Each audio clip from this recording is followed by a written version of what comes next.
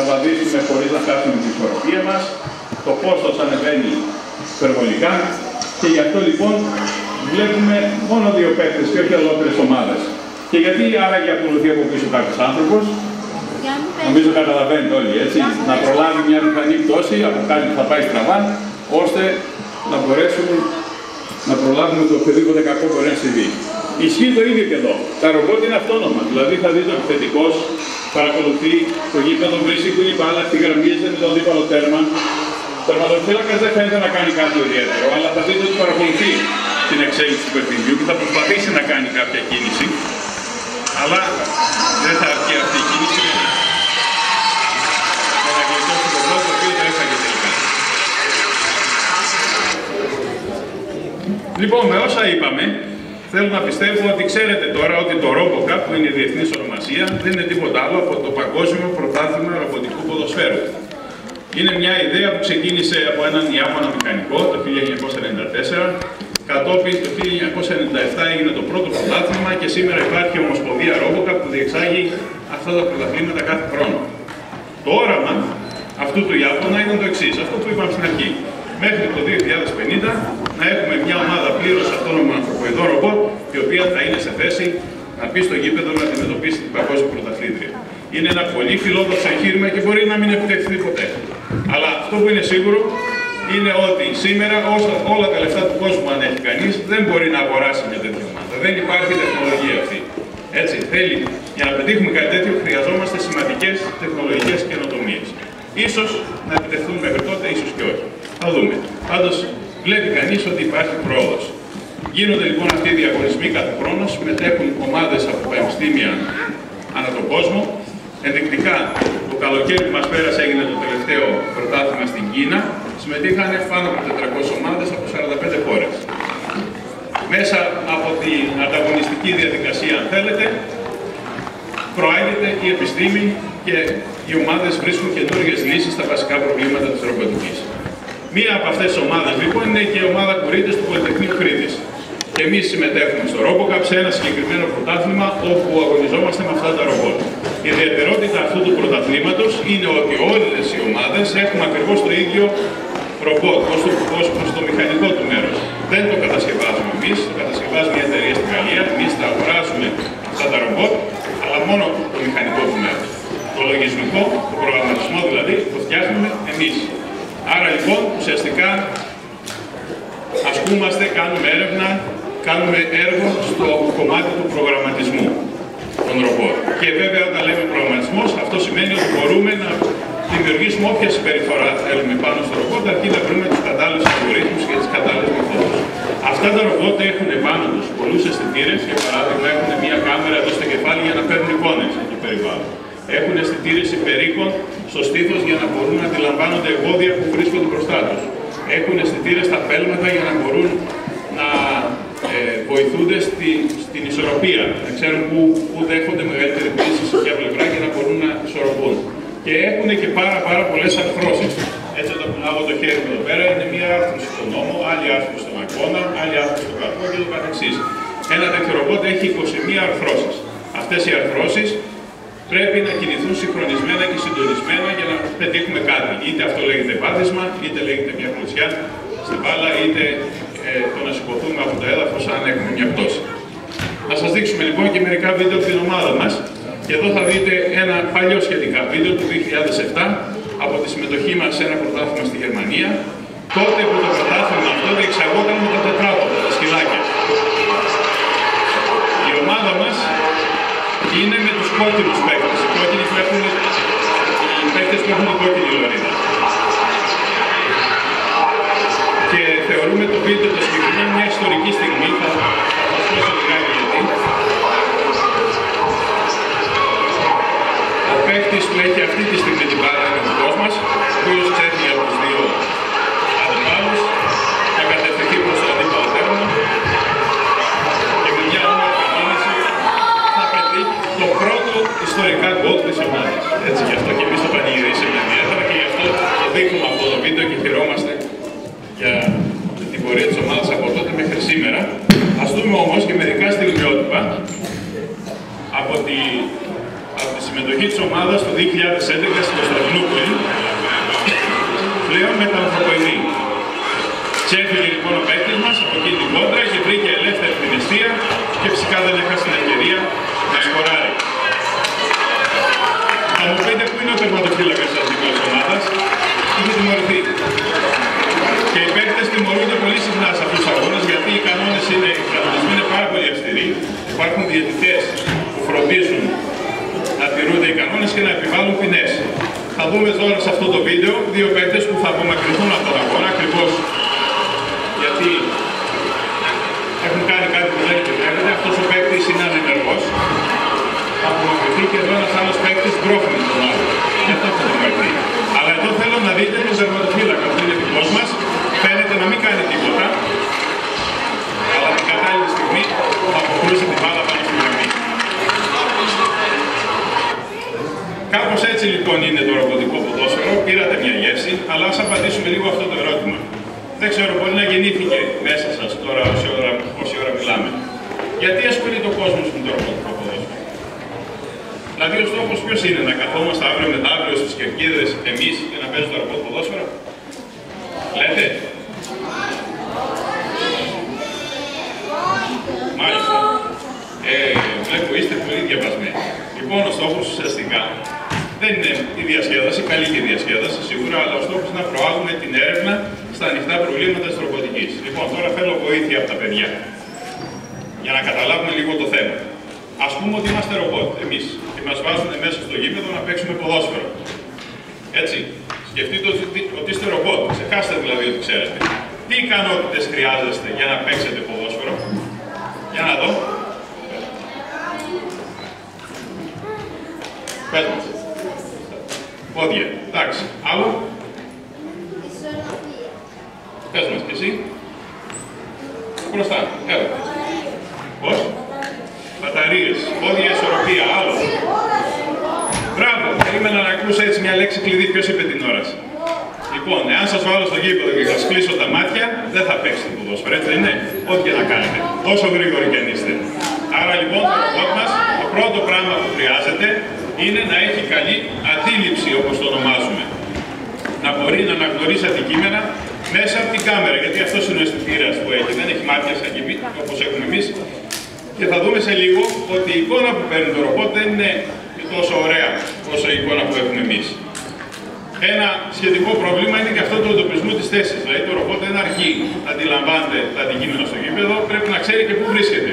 Μέσα από τις εικόνες που παίρνει. Από την πληροφορία που παίρνει από την κάμερα, καταλαβαίνει, εκτιμά πού περίπου βρίσκεται στο γήπεδο για να μπορεί να παίξει σωστά. Είπατε πολύ σωστά ήδη την κίνηση, δηλαδή θέλουμε ισορροπία, πάτησμα, έλεγχο της μπάλας, αποκρούσεις. Για να δω, πες μας.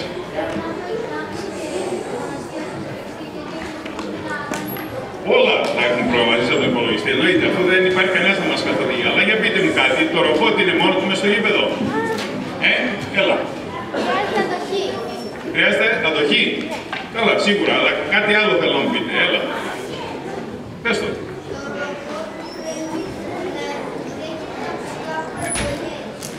Αλλά αυτό δεν το θέλουμε. Θέλουμε να το προγραμματίσουμε ώστε να λειτουργεί αυτόνομα. Έτσι, να μην περιμένει βοήθεια. Δεν θα περιμένει από κανένα βοήθεια. Πρέπει να λειτουργεί αυτόνομα.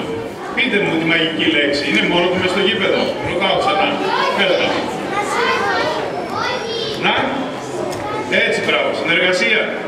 Εφόσον λοιπόν είμαστε ομάδα και είμαστε πολλά ρομπότ μες στο γήπεδο, πρέπει κάπως να επικοινωνούμε. Κάπως να συνεργαζόμαστε. Να λέμε ποιος θα πάει στην μπάλα, ποιος θα πάει στην άμυνα. Έτσι δεν μπορούμε να παίζουμε τυχαία. Έτσι κάνετε και εσείς όταν παίζετε ποδόσφαιρο, υποθέτω. Και όλα αυτά με μια πλήρη ρομποτική αυτονομία. Χωρίς δηλαδή τηλεχειρισμό και εξωτερική καθοδήγηση. Για πείτε μου, μέσα από το ποδόσφαιρο ξαφνικά βρήκαμε τα βασικά προβλήματα της ρομποτικής σήμερα. Αυτά είναι. Σε όποια εφαρμογή ρομποτικής και να ψάξετε, τα ίδια προβλήματα ακριβώς θα πρέπει να λύσετε σωστά για να πετύχετε ένα καλό αποτέλεσμα. Αν καταφέρουμε και τα λύσουμε λοιπόν στο πρόβλημα του ποδοσφαίρου που το ξέρουν όλοι οι λαοί του κόσμου και δεν χρειάζεται να το εξηγήσουμε, δεν είναι κάτι δύσκολο, λέμε απλά θέλω ρομπότ να πει ποδόσφαιρο. Άλλος ξέρει αμέσως τι θέλουμε να πετύχουμε και πόσο δύσκολο είναι. Αν το καταφέρουμε λοιπόν αυτό, τότε οι εφαρμογές είναι πολλές. Θα μπορέσουμε να φτιάξουμε ρομποτικές ομάδες που θα αναλαμβάνουν επικίνδυνες αποστολές εκεί που δεν θέλουμε να στείλουμε ανθρώπους. Λοιπόν, δούμε λίγο πώς βλέπει το ρομπότ τον κόσμο, γιατί έτσι θα εκτιμήσουμε λίγο και τη δυσκολία. Σε αυτό το βίντεο, στο κάτω μέρος θα βλέπετε τι γίνεται μέσα στον χώρο του εργαστηρίου μας. Δηλαδή το ρομπότ θα πλησιάζει την μπάλα που βρίσκεται στο κέντρο του γηπέδου. Αλλά το πιο σημαντικό είναι εδώ, που είναι η εικόνα που παίρνει το ρομπότ μας από την κάμερα. Για να δείτε πόσο περιορισμένο πεδίο όρασης έχει το ρομπότ. Έτσι, στην αρχή κοιτάει αριστερά-δεξιά όπως βλέπετε και αφού εντοπίσει την μπάλα και καταλάβει πού περίπου βρίσκεται, αρχίζει και κινείται προς την μπάλα. Και καθώς κινείται το ρομπότ, όπως βαδίζει το ρομπότ, γιατί βαδίζει και λίγο άτσαλα, βλέπετε ότι η μπάλα φεύγει από το πεδίο το οποίο βλέπει, κουνιέται πέρα δόθε, ωστόσο βλέπετε σιγά σιγά και σταθερά και πλησιάζει. Και τώρα θα φανεί το πρώτο στάδιο επεξεργασίας που κάνει το ρομπότ μας. Προσπαθεί μέσα στην εικόνα να διαχωρίσει σωστά τα χρώματα. Μπορεί να έχουμε πολλές αποχρώσεις του πράσινου, πολλές αποχρώσεις του πορτοκαλί, αλλά θέλουμε να πούμε ότι αυτή η περιοχή είναι όλη πράσινο, χωρίς να ξεχωρίσουμε τις αποχρώσεις. Αυτή η περιοχή είναι όλη πορτοκαλί. Και μετά να ψάξουμε να βρούμε κάποια πορτοκαλί περιοχή που είναι συμπαγής, είναι σφαιρική στο σχήμα και έχει και συγκεκριμένο μέγεθος. Άρα μάλλον πρέπει να είναι η μπάλα. Έτσι. Κάτι τέτοιους υπολογισμούς χοντρικά κάνει το ρομπότ σε πραγματικό χρόνο και βλέπετε τώρα που έχει πλησιάσει την μπάλα, βλέπει και τα πόδια του, γιατί κοιτάει κάτω. Τώρα που κλωτσάει την μπάλα, επειδή έχει σηκώσει το κεφάλι της, αλλά βλέπει τον ουρανό. Έτσι. Αυτός είναι λοιπόν ο κόσμος μέσα από τα μάτια του ρομπότ, οπότε μέσα από αυτό ίσως καταλάβατε τη δυσκολία του εγχειρήματος. Το RoboCup όμως, το ρομποτικό ποδόσφαιρο, προσφέρει και ωραίες διασκεδαστικές στιγμές. Θα δούμε λοιπόν μερικές τέτοιες στιγμές μέσα από αυτό το βίντεο το οποίο έχει φτιαχτεί έτσι με τα καλύτερα στιγμιότυπα για να γελάσουμε και κατόπιν θα ακολουθήσει μια επίδειξη. Μην κινείστε, καθίστε εκεί που είστε και απολαύστε το βίντεο. Θυμηθείτε ότι όλα αυτά γίνονται αυτόνομα, έτσι απλά πολλές φορές κάποια πράγματα δεν δουλεύουν. Γι' αυτό και πέφτουν κάτω τα ρομπότ, γι' αυτό και χάνουν την μπάλα και δεν δουλεύουν.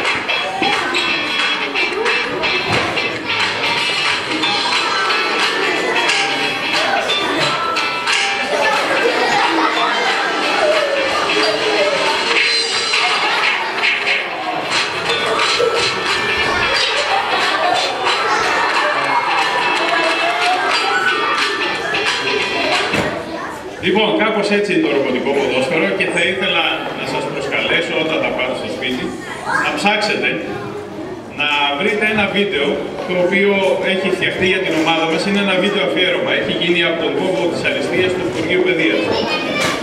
Ρομποτικό ποδόσφαιρο στο Πολυτεχνείο Κρήτης. Ή πάτε στην ιστοσελίδα μας και θα το βρείτε από εκεί. Ένα όμορφο βίντεο το οποίο δεν το δείχνουμε εδώ γιατί είναι λίγο μεγάλο, γύρω στα 15 λεπτά. Δείχνει πολύ ωραία την ιστορία της ομάδας, τα επιτεύγματα της ομάδας και την έρευνα της ομάδας. Αυτή είναι η ιστοσελίδα μας που βλέπετε εδώ πάνω. Επίσης έχουμε παρουσία και στο Facebook και στο YouTube. Και τώρα θα μπορέσουμε να δούμε κάποια επίδειξη. Σας μιλήσαμε κυρίως για ρομποτικό ποδόσφαιρο. Ωστόσο, από τη στιγμή που έχουμε στα χέρια μας ρομπότ προγραμματιζόμενα, μπορούμε να προγραμματίσουμε και άλλες περιφορές. Στο παρελθόν η ομάδα μας έχει δουλέψει και σε θέματα ρομποτικού χορού και στο πώς μπορούμε να προγραμματίσουμε ένα ρομπότ για να φυγείται να παραμύθι στα παιδιά και πολλά άλλα θέματα. Θα δούμε λοιπόν μια επίδειξη ρομποτικού χορού πρώτα. Τα δύο σκυλάκια εδώ, τα τετράγωδα, θα χορέψουν ένα χορό βάσει μιας χορογραφίας που έφτιαξε μια φοιτήτρια πριν από λίγο καιρό, χρησιμοποιώντας ένα πολύ γνωστό τραγούδι. Τώρα, πρώτα θα ήθελα να παρακαλέσω να μην κινείστε. Καθίστε εκεί που είστε. Νομίζω φαίνονται, θα ανάψουμε τώρα όλα τα φώτα και θα φαίνονται ακόμα καλύτερα. Και το πιο σημαντικό, θα πρέπει τώρα στην αρχή του τραγουδιού, δεν με ακούτε όμως, στην αρχή του τραγουδιού να κάνουμε απόλυτη ησυχία. Γιατί πρέπει να κάνουμε απόλυτη ησυχία? Τα ρομπότ πρέπει να ακούσουν τη μουσική, ένα ηχητικό σήμα στην αρχή για να συγχρονιστούν με το ρυθμό. Αν δεν τον ακούσουν, αν δεν ακούσουν αυτό το ηχητικό σήμα, δεν θα χορέψουν. Όλα τα παιδιά ας καθίσουν λίγο κάτω, ένα λεπτό, να απολαύσουν το χορό. Όχι στα γόνατα παρακαλώ, καθίστε κάτω. Κανονικά και λίγο ησυχία για να δούμε το χορό καλύτερα. Λοιπόν, αν κάνουν ησυχία θα μπορέσουν τα ρομπότ να ακούσουν το ηχητικό σήμα και μετά θα βάλουμε εμείς τη μουσική στα ηχεία για να την ακούν καλύτερα. Αλλά στην αρχή για 5 δευτερόλεπτα, ας πούμε, πρέπει να κάνουμε απόλυτη ησυχία. Σύμφωνοι? Έτοιμοι? Λοιπόν, ήσυχα.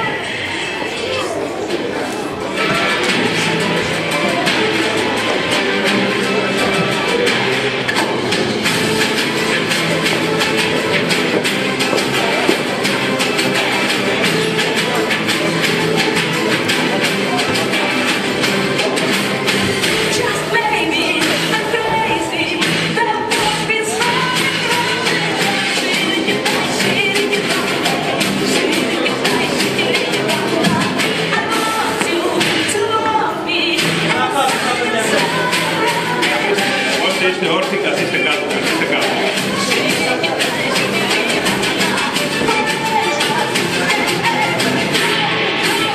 Είπαμε όσοι είναι όρθιοι να καθίστε κάτω. Πήγε μάλλον, όλα καλά. Εγώ είμαι και κάμεραμάν.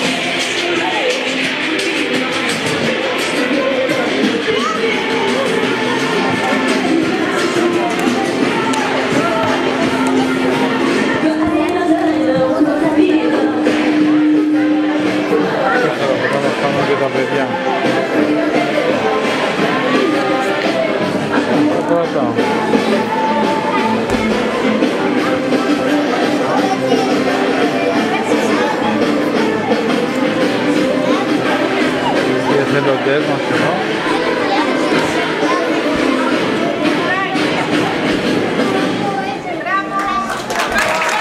Σας άρεσε?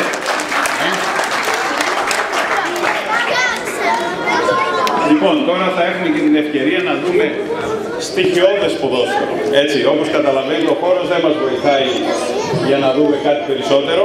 Θα βάλουμε λοιπόν έναν παίκτη στο γήπεδο, ας πούμε ότι είναι γήπεδο, και θα τον αφήσουμε να συμπεριφερθεί όπως θα συμπεριφερόταν σε έναν αγώνα ρομποτικού ποδοσφαίρου. Ποιο είναι τώρα το πρόβλημα? Έτσι, ο παίκτης μας θα προσπαθήσει στην αρχή να προσανατολιστεί, να αναγνωρίσει τα σταθερά σημεία του γηπέδου, δηλαδή τα τέρματα, τις γραμμές. Βέβαια δεν πρόκειται να βρει τίποτα από αυτά. Τουλάχιστον ελπίζουμε ότι θα μπορέσει να αναγνωρίσει την μπάλα και να την προσεγγίσει.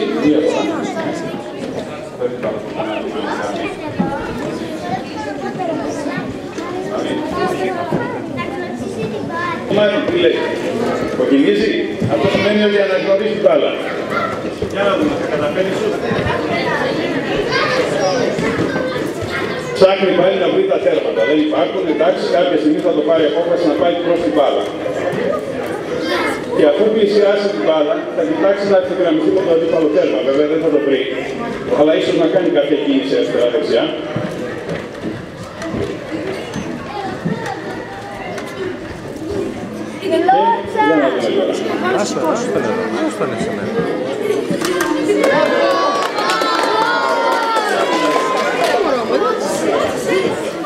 Για να δοκιμάσουμε και άλλη μια φορά.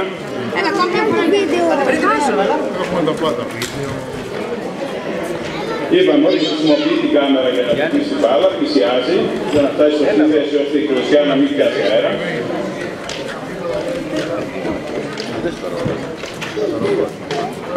Πάλι με το δεξί θα κυκλοφορήσει, τι λέτε. Όχι! Είδατε, κλωτάει και με τα δύο πόδια. Αφού και γύρισε το προστατό. Λοιπόν, για να δούμε τώρα το ρομποτικό χορό, προσέξτε. Πρέπει στην αρχή να κάνουμε απόλυτη ησυχία. Γιατί? Θα βάλουμε τη μουσική εκεί δίπλα στα ρομπότ για να ακούσουν την έναρξη του τραγουδιού. Για να συγχρονιστούμε το ρυθμό. Εάν δεν ακούσουν τη μουσική στην αρχή, επειδή κάνουμε εμείς φασαρία, δεν θα αρχίσουν να χορεύουν και δεν θα δούμε τίποτα. Σύμφωνοι, θα κάνουμε ησυχία. Δεν βλέπω να έχετε διάθεση να συνεργαστείτε. Θα κάνουμε ησυχία. Ωραία. Λοιπόν, για 5 δευτερόλεπτα τουλάχιστον δεν θα ακουστεί τίποτα από την ώρα που θα σας πω, έτσι. Βλέπουμε τα ρομπότ μας, ετοιμάζονται. Τεντώνονται. Ναι, έτσι τεντώνονται. Να είναι σε καλή φυσική κατάσταση, γιατί αλλιώς δεν μπορούν να χορέψουν. Και μόλις ετοιμαστούν, να τα βάλουμε λίγο πιο κοντά, παιδιά. Λίγο πιο κοντά. Συγγραμμίστε τα. Λοιπόν, από τώρα κάνουμε απόλυτη ησυχία.